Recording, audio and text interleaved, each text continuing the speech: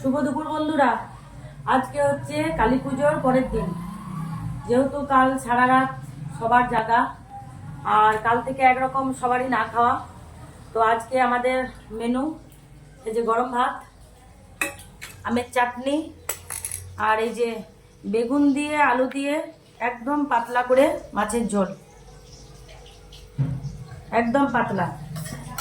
যেহেতু পেটের একটা ব্যাপার রয়েছে, যে মানে হজমের আর কি, হজমের একটা ব্যাপার রয়েছে, যে কাল থেকে যেহেতু একরকম না খাওয়া, তো সেই কারণে আজকের এইটুকুই।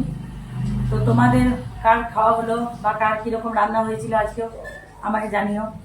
আর এই হচ্ছে আমার বড় পুত্র, সারা রাত ঘুমায়নি বলে এখন আমি খেতে দেবো, এখানে বসে বসে ঘুমিয়ে পড়েছে। বাবু ভালো লাগে না, ঠিক আছে। তো চলো এবার সবাইকে খেতে দিয়ে দিই, আমরাও খেয়ে নিই, অনেকটাই লেট হয়ে গেল।